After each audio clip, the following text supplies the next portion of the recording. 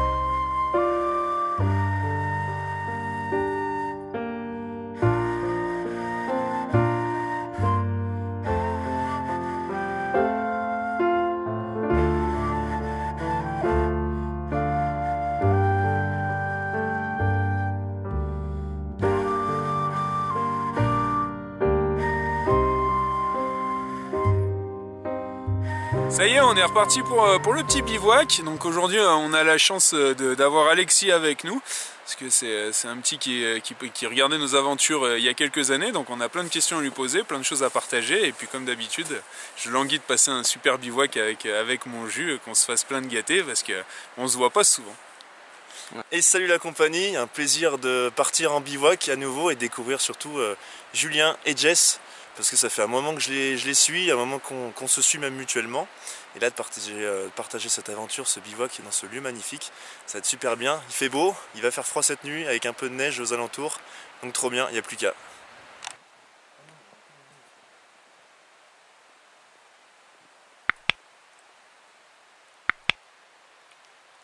Dans ce magnifique décor enneigé, on a la chance de pouvoir observer plein de traces animales. Donc ici qui s'en mêlent. Donc on a vu des traces de lapins. Et là on peut voir les traces du loup qu'on a vu déjà dans le dernier bivouac. Donc c'est ça, des traces très linéaires ici, avec les empreintes ici. Donc on va voir un petit peu si on peut avoir des traces plus marquées. Il y a des zones où c'est un peu plus givré avec moins d'épaisseur. On peut voir que on retrouve des grosses traces et des plus petites, ce qui laisse supposer encore une fois qu'on va avoir une louve et son petit. Donc encore une fois un moment magique dans un décor somptueux, en très bonne compagnie. Donc là on a encore un petit peu le soleil qui commence à descendre gentiment, ce qui laisse apercevoir des contrastes lumineux vraiment fabuleux, avec par exemple ici des petits bouts de glace suspendus avec de la neige, de la glace, neige un petit peu glacée sur le sol. Vraiment de quoi passer un excellent moment. Là on peut voir des très belles empreintes qui sont vraiment triangulaires. Donc le chien c'est un petit peu plus arrondi. Ici on est vraiment sur une pointe ici. Et au niveau de la taille, on peut voir par rapport à ma main. Donc ça fait de belles empreintes. Voilà ce qu'on a ici. Et nos traces qui continuent à vraiment de manière très rectiligne. On va voir un petit peu si les traces continuent vers le ruisseau ou si continuent à aller vers la montagne. Donc là on a le ruisseau vraiment juste à côté. On va aller voir un petit peu ce que ça donne. C'est bien ça. On a les traces là qui se dirigent vers le ruisseau qui est juste en dessous. On va s'approcher un petit peu. On suit la piste pour voir jusqu'où ça nous mène. Et là, on va au passage retrouver le ruisseau gelé.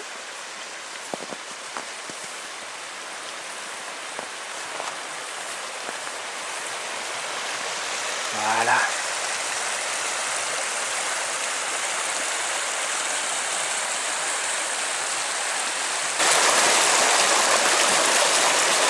Dans les roches complètement gelées. Ce décor a coupé le souffle.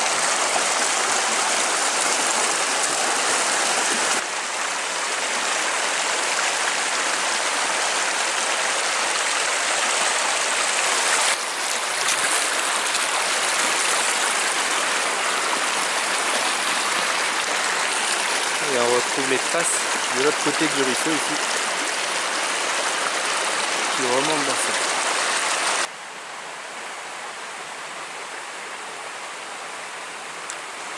Bon, nous voilà revenus sur le coin habituel où en général on pose les sacs. Donc c'est ce qu'on a fait aussi aujourd'hui.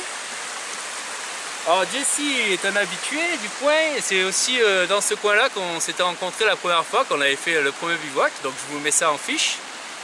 Et je suis content qu'Alexis puisse venir voir un petit peu et visiter, reconnaître le coin. Ça a l'air de se plaire pour l'instant. C'est vraiment magnifique, il y a une superbe énergie. Et du coup, l'idée c'est qu'on vadrouille, on voit un peu ce que ça donne. Dans l'idée, si Alexis a un coin qui lui plaît plus que d'autres, je suppose qu'on ira se placer là, puisque c'est l'invité du jour. Jesse étant membre d'honneur du groupe, ce n'est pas vraiment un invité, c'est plutôt un habitué. Et on a suivi un petit peu les traces, donc on est au ruisseau, là on est au-dessus de ces traces. Il y a encore d'autres traces animales, mais pas le loup apparemment. Alexis pense que c'est un petit renard. Et voilà, pour le reste, on verra bien ce que ça donne.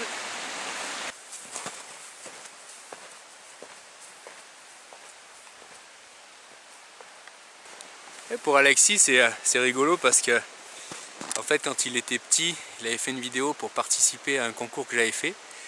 Il va avoir à peu près 13 ans, quelque chose comme ça. Bonjour Jules. Du coup, c'est marrant comme le temps passe et maintenant qu'il vient partager un bivouac, donc c'est vraiment sympa. Pour l'instant, tout se passe vraiment très bien. On s'entend tous très bien, on rigole beaucoup, on parle beaucoup. Et on cherche toujours notre coin, on vadrouille tranquillement et tout pour profiter une nouvelle fois des magnifiques décors. Donc moi j'adore quand on a de la neige dans les arbres. Donc là on est servi de ce côté là, vous voyez. On a toute cette forêt enneigée avec du givre, etc. Derrière moi là-bas au fond on a le ruisseau. Donc dans l'idée on va très certainement remonter le ruisseau, voir un petit peu jusqu'où on peut monter pour trouver notre coin. Et voilà la remontée du ruisseau, donc on essaye de passer un petit peu dedans, pas de passer sur le côté. Donc là on se régale, mais les pierres sont glissantes. Donc on va voir un petit peu jusqu'où on peut monter. Voilà ce que ça peut donner. Donc bref, même si on peut pas y aller, on se régale dans le partage. J'aime bien faire découvrir un petit peu le coin à Alexis. Et visuellement, c'est la régalade. Voilà ce que ça peut donner. Avec les deux compères là-bas derrière.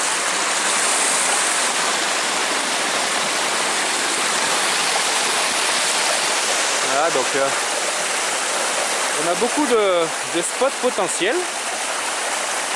Après ça va dépendre de jusqu'où on peut remonter le ruisseau, tout simplement parce que si on ne peut pas marcher dedans, on doit passer sur le côté. Mais il n'y a pas de chemin, donc en fait c'est peu praticable, avec beaucoup de branches et puis le poids des sacs que là on ne porte pas pour le repérage. Donc voilà, on va voir un petit peu ce que ça donne et si Alexis trouve son bonheur.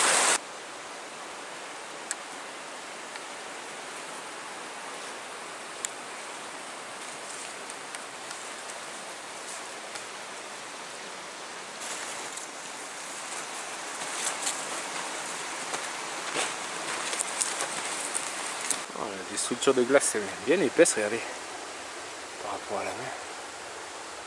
C'est vraiment beau.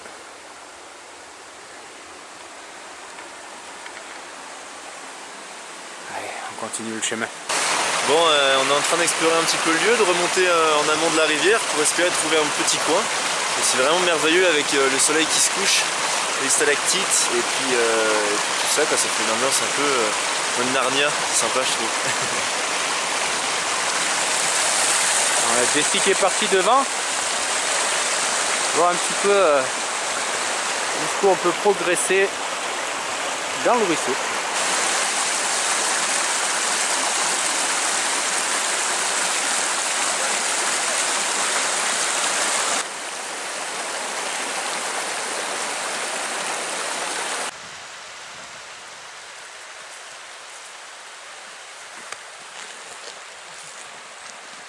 Putain, les dernières, je vois rien. Ça, c'était dangereux.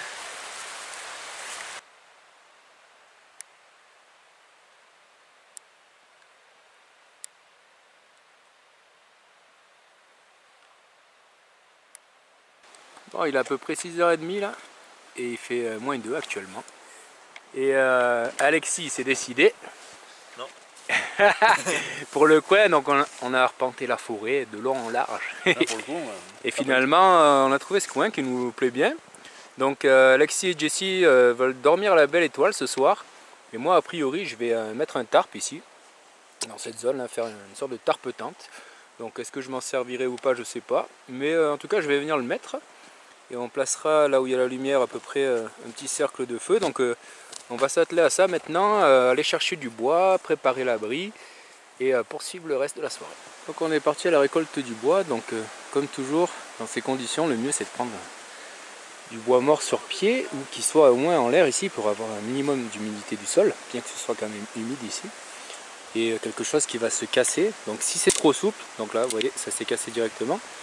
Donc ça on va pouvoir le prendre.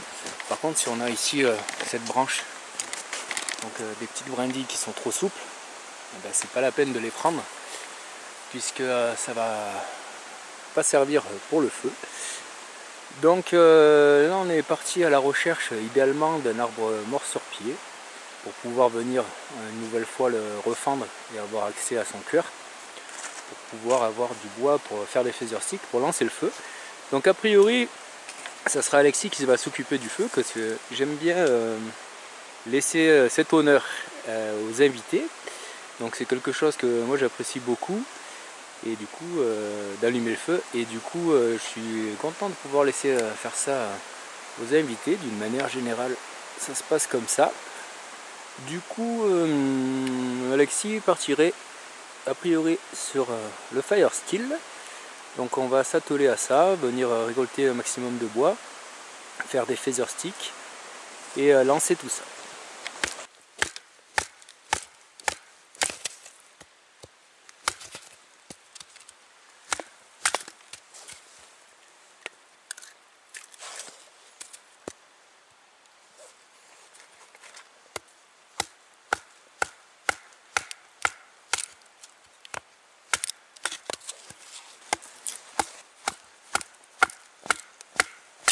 Donc là, je me sers des bouts de bois que Jessie et Alexis sont venus débiter. Donc dans l'idée, on va venir enlever l'écorce lorsqu'il y en a à l'extérieur, parce que ça va être très humide. Et ici c'est comme givré dessus. Donc on va venir enlever tout ça pour venir faciliter au niveau de la prise pour que ça s'enflamme tout simplement. Et ensuite je vais venir les rebâtonner. Donc la raison pour laquelle on les bâtonne, c'est qu'on veut accéder à la partie la plus sèche du bois, puisque généralement, à moins que ce soit quelque chose d'un très faible diamètre, on va avoir l'extérieur qui va être humide, voire détrempé, et l'intérieur au cœur qui va être sec, ou en tout cas plus sec.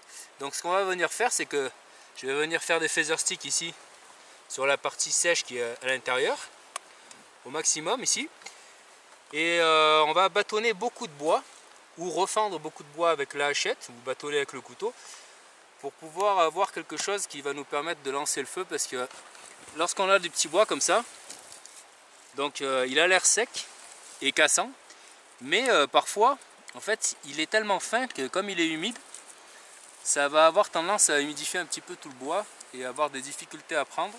Donc ça va être beaucoup plus avantageux dans ce genre de situation de venir bâtonner au maximum, donc un maximum de bouts de bois, pour avoir finalement notre petit bois qui est ici, mais sous forme de petits bois secs déjà à l'intérieur. Donc c'est ce que je vais faire ici, je vais m'atteler à ça, au bâtonnage ou à la refente, et ensuite je viendrai faire un maximum de feather-sticks, et ensuite a priori Alexis lancera le tout avec le fire steel.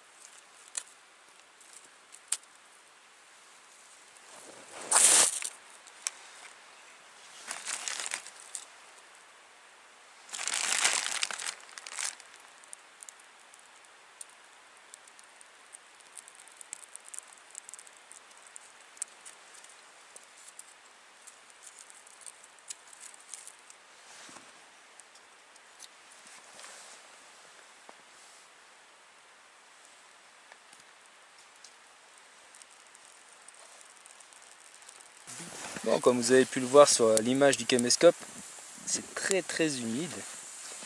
Et du coup, on a bien préparé les phaser sticks et tout le reste.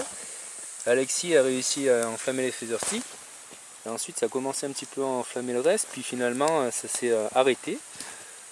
Du coup, Alexis a pris un peu d'écorce de bouleau de bois gras qu'il avait ramené pour relancer tout ça.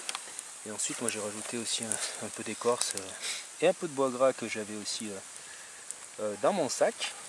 Et on a continué à empiler notre tipi ici pour que ça commence à se lancer. Et voilà, ça a l'air quand même bien parti. Donc on va continuer à se servir de notre réserve qu'on a bâtonnée ici pour bien lancer. Et ensuite, une fois qu'on aura un bon feu bien stable, on pourra mettre des branches plus humides qui vont sécher puis s'enflammer. Ah, le feu est bien parti. Donc j'ai fait un petit trépied. On a suspendu la bouilloire dans laquelle Alexis a mis du jus de pomme. Donc il va nous servir un jus de pomme chaud. Ça va être assez intéressant. Voilà, ça s'enfonce un petit peu dans la neige. On réchauffe un peu les chaussures. On peut voir la botte de Jessie qui fume ici. Voilà, on passe un bon moment. On blague beaucoup. Beaucoup d'animaux. Ouais. C'est l'activité principale de la soirée. Donc au final, j'ai pas encore monté le tarp. Je sais même pas si je vais le monter finalement. On profite du moment. Voilà, après le jus de pomme chauffé d'Alexis, on a mis un peu de lard sur la plancha et on a fait cuire des patates dans de l'eau. Un petit peu. Ça s'annonce pas mal.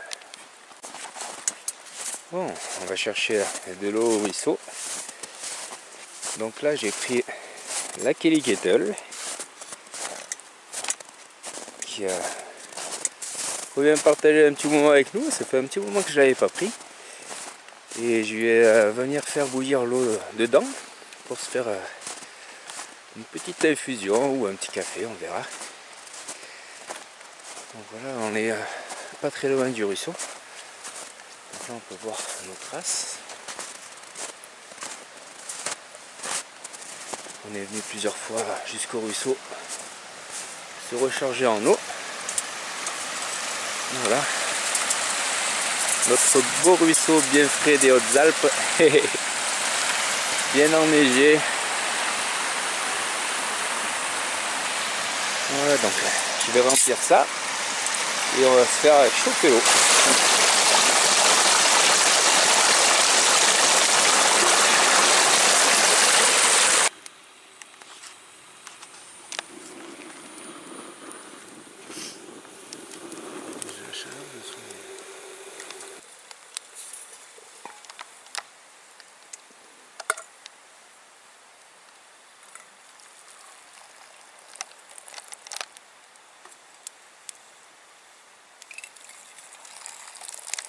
Alors, je vous ai ramené un petit peu de miel parce que je fais un petit peu d'apiculture avec mes abeilles, notamment quand j'ai passé un an en autonomie, un mois d'ermite dans mon tipi. Donc voilà, un petit peu de miel pour pouvoir mettre dans les infusions.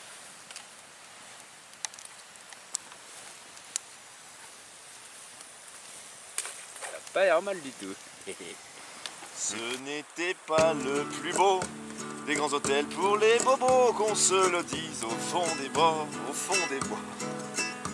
Si on traîne, on se couche tard, de toute manière on sera peinard. Ça s'appelle le bivouac encore, le bivouac encore. Oui, avec les sacs sur le dos, nous sommes partis vers le ruisseau pour pouvoir bivouaquer dehors, bivouaquer dehors. On a monté le chemin, longé les bois et les sapins pour pouvoir bivouaquer dehors, bivouaquer dehors. Quand on arrive dans la forêt, on se sent tout de suite embrassé par un bien-être envoûtant, riche et vivifiant. Et pour garder cette sensation, on y pique un roupillon. Des bivouacs, on en veut encore, le bushcraft c'est de l'or. Nous voici donc réunis, Jessie, Jules et Alexis, pour partager nos aventures de cet art si pur. Des bois au sommet des montagnes, cette passion nous accompagne. Vingtaine, trentaine ou quarantaine, le bien-être règne. Nous voici donc réunis, Jessie, Jules et Alexis pour partager nos aventures de cette art si pure.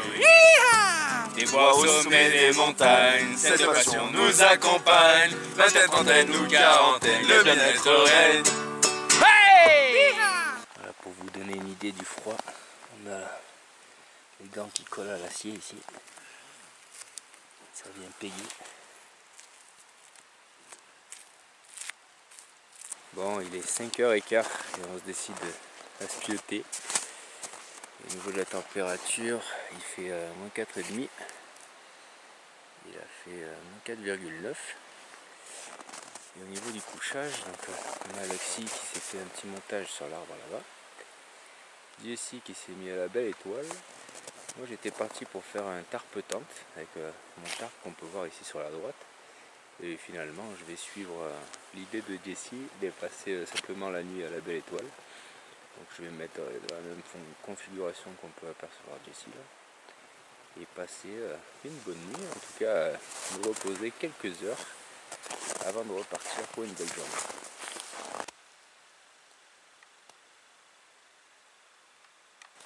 Voilà, le gros de mon setup pour la nuit est fait. Donc je vais venir ensuite placer la couverture en laine qu'on peut apercevoir ici par-dessus, et éventuellement je replierai le reste du tarp par-dessus moi également. Et ici j'ai mis de l'eau à chauffer depuis tout à l'heure, donc je vais m'en servir de bouillotte. Donc là elle a dû bien chauffer. Je vais simplement remettre le bouchon et ensuite la placer dans mon sac en la mettant dans un bandana, histoire de ne pas me brûler les pieds.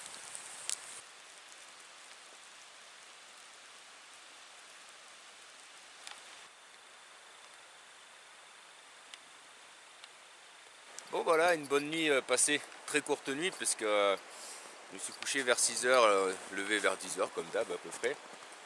Et du coup au niveau du couchage, j'étais parti pour faire un petit montage hier soir. Et finalement j'ai opté, comme on l'a vu, pour la belle étoile comme Jessie. Du coup je vais lui mettre sur le tarp. J'ai mis la All Weather Blanket, mon petit tapis de sol, la petite couverture en laine dessus. Et ensuite le sac de couchage. Et au niveau du sac de couchage, voilà ce que ça donne ce matin. Là c'est tout gelé. Ceci dit, j'ai pas eu froid en haut. J'ai eu froid au niveau des pieds comme d'habitude. Et j'avais la petite gourde bouillotte, on va dire.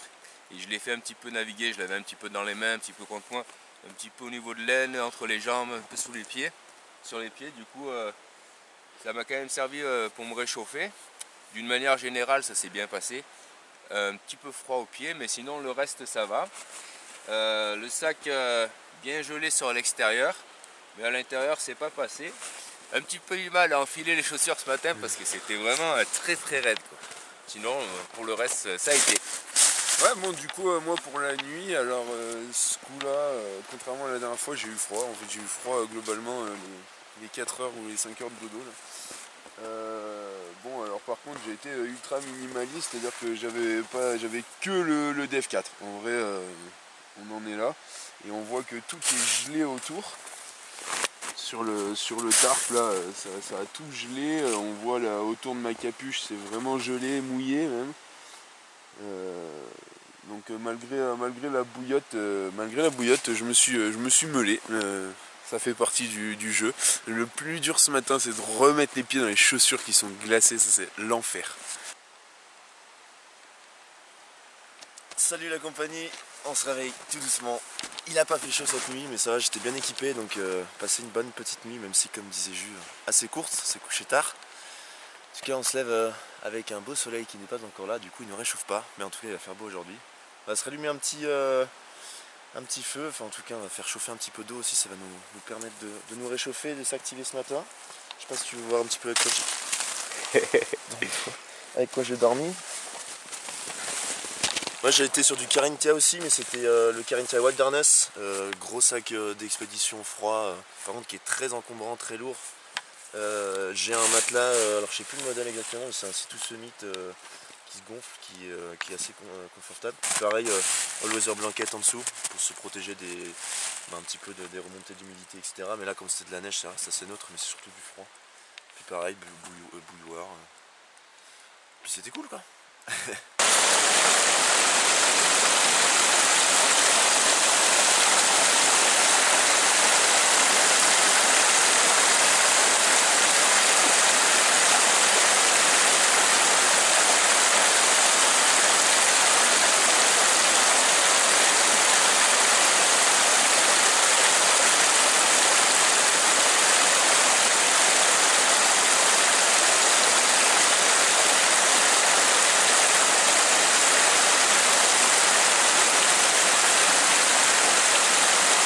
Ce matin, on va se faire chauffer l'eau pour le café dans la Kelly Kettle et on va venir la mettre directement au-dessus de la boîte à feu de Jessie.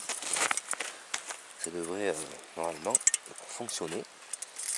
Ça va faire pareil, ça attire la flamme dans la cheminée. Donc il n'y a pas de raison, on va la caler pour faire chauffer l'eau.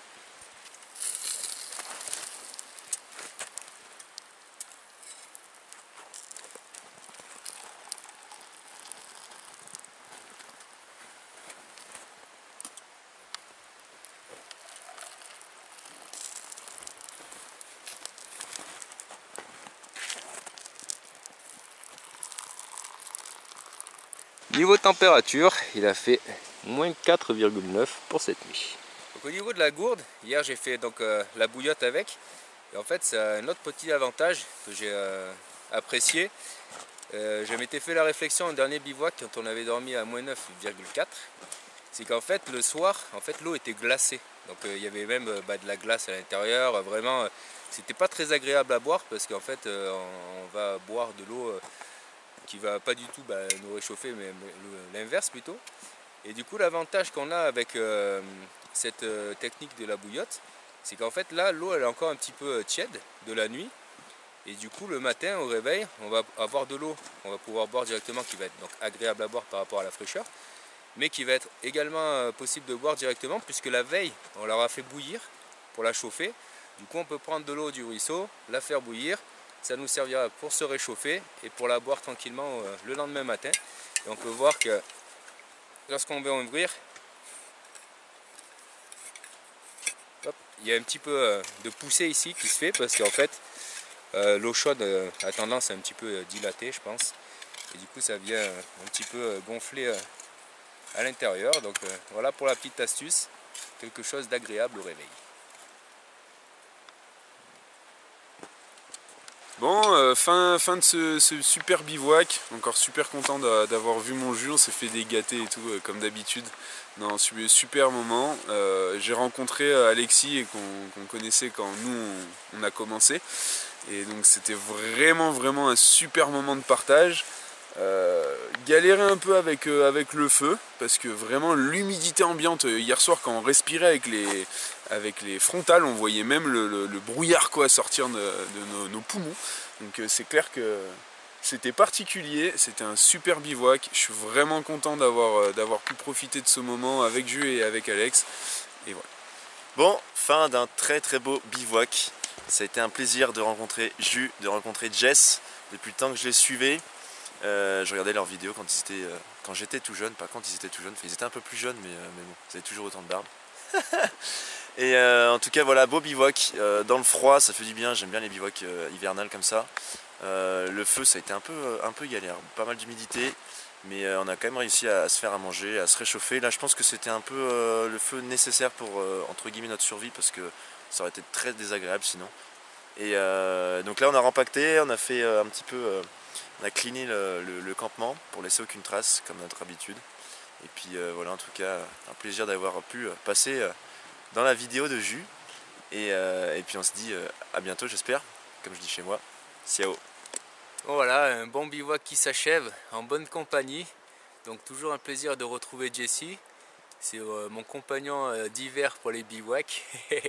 Donc la dernière fois on a eu moins 9,4, là moins 4,9. Donc un petit peu l'inverse. Et au niveau du ressenti du frais, quelque chose d'un peu plus humide. Et ça ne nous a pas empêché de passer une bonne soirée, bien qu'on n'ait pas fait grand chose dans les faits au niveau abri, etc. Puisqu'on a dormi à la Belle Étoile, on a beaucoup discuté. Donc un partage très intéressant avec Alexis et Jessie et moi, on a parlé. Donc on n'est pas tous de la même génération du coup, comme nous l'a fait remarquer à maintes reprises Alexis. Et du coup c'était très intéressant de pouvoir échanger et partager. On a tous à apprendre les uns des autres. On a parlé de nos expériences, de nos sorties, de nos bivouacs, de la montagne, ce genre de choses. C'était vraiment très intéressant. Donc un grand plaisir d'avoir rencontré Alexis qui nous suit depuis du coup très longtemps, puisque on avait des vidéos qui datent de quand il avait 13 ans à peu près. Donc où il avait participé au concours, ce genre de choses. Donc c'était vraiment chouette de pouvoir se rencontrer maintenant qu'il est adulte et voir un petit peu pour échanger nos points de vue. Et tout le reste s'est très bien passé. Au niveau de la nuit, un petit peu frais, mais rien de catastrophique de mon côté, à part un petit peu froid aux pieds comme on l'a vu. Donc voilà, encore un bivouac merveilleux qui s'achève, en espérant que cette vidéo vous ait plu. Merci et à bientôt.